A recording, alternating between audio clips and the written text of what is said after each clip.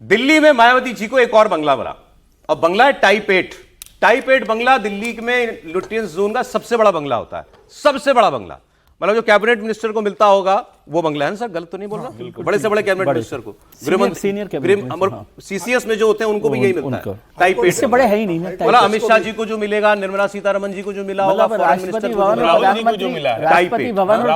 राहुल जी को भी टाइप 8 मिला, राष्ट्रपति भवन और प्रधानमंत्री का घर छोड़ दे बाकी सब बड़े। लेकिन ये बंगला क्यों मिला है? क्योंकि वो एक नेशनल पार्टी के अध्यक्ष हैं, बीएसपी नेशनल पार्टी है।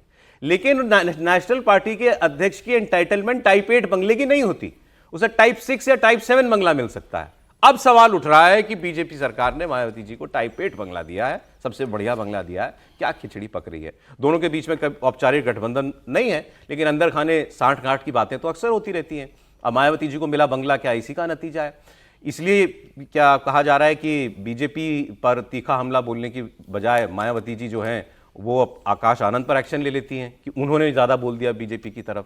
तो ये सारी बातें जो हैं वो हो रही हैं। और एक वक्त इसमें पिछले साल एक बंगला उनके पास जो ऑलरेडी था वो उन्होंने उसको छोड़ दिया, 35 लोधी स्टेट।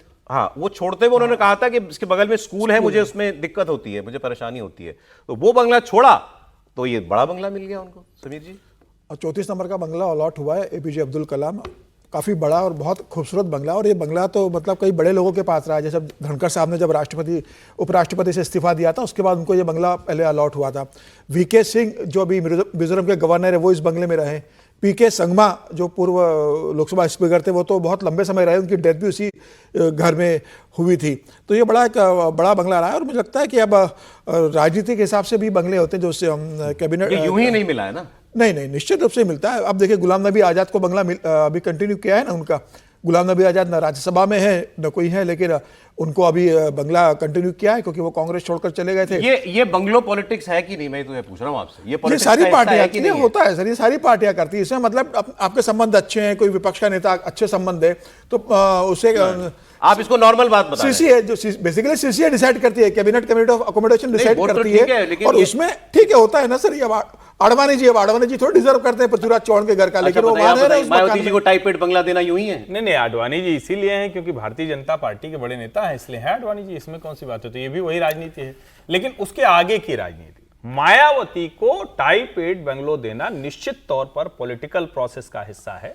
वो संदेश देने की कोशिश है कि हम देखिए आपके समाज की सबसे बड़ी नेता का इतना सम्मान करते हैं। आप इसको ये देखिए, सीधे नहीं होता कि ऐसे इसमें राजनीति में कुछ बहुत मिल जाएगा, लेकिन भारतीय जनता पार्टी की सरकार में अगर टाइप 8 बंगलो मिल रहा है और वो भी जिसके लिए वो मतलब उनको नहीं मिलना चाहिए, एंटाइटल्ड नहीं है, तो इसका सीधा सा मतलब हुआ संदेश देने की कोशिश है, राजनीतिक संदेश का एक तरीका बनाया गया है। प्रधान मिनिस्टर आज आसाम में है और वहां उनकी स्पीच अभी थोड़ी देर में शुरू भी होने वाली है। 5,500 करोड़ रुपए की कुछ परियोजनाओं का उन्होंने उद्घाटन किया है।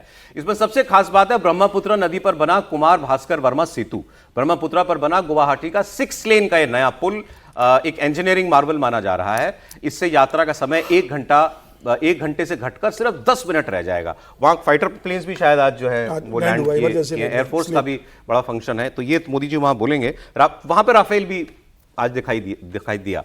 अब राफेल पर 114 राफेल की डील हमारी फ्रांस से हो गई। फ्रांस के राष्ट्रपति अगले हफ्ते आने वाले हैं, मोहर लग जाएगी उसके ऊपर। ये अरे देखिए बड़े बड़े जहाज उतर रहे हैं भाई इस पर। ओहो, कार्गो भी फाइटर और कार्गो जहाज उतरना तो बहुत बड़ी बात है। फाइटर से ज्यादा बड़े होते हैं, बड़े भारी होते हैं सर। कार्गो वाला जरा तस्वीर एक बार फिर दिखाइएगा। ये राफेल ही है। मैं तो इतना नहीं पहचानता। 14 उतरे सर, 14 प्लेन उतरे। मैं पहले 14 प्लेन। एक वो जो एक तस्वीर आई थी जिसमें भारी भरकम एक जहाज जो था वो उतरा था, वो एक बार अगर आप दिखाएं वो बड़ा इंटरेस्टिंग है। ये है वो पुल, ये देखिए कार्गो का उतरा सर। ये C-130 जैसा लग रहा है, इसका उतरना बहुत बड़ी बात। ये हैवी वो होते ना। अच्छा, इस जहाज में मोदी जी आए हैं। ओके, मोदी जी इस पुल इसी स्ट्रिप पर लैंड किया उन्होंने। ये emergency landing strip north east में एक और इंडियन एयरफोर्स का प्लेन है ना। जी हाँ, और इस जहाज से मोदी जी उतरे वहां। क्या बात है। ये देश में अलग अलग हिस्सों में एयरफोर्स जो है हाईवेज को इमरजेंसी लैंडिंग स्ट्रिप के तौर पर डेवलप करती है। पूर्वांचल एक्सप्रेस यूपी में भी कई जगह पूर्वांचल एक्सप्रेस उतरे थे वहां पे। भाई अगर मान लीजिए लड़ाई का चल रहा है, लड़ाई चल रही है, आपकी वॉर चल रही है, तो बेसिस पर नहीं उतर पाए कई जहाज को, कहीं सड़क पे उतारना पड़े, तो वो ऐसे स्ट्रेचेस जो है वो मार्क कर दिए जाते हैं।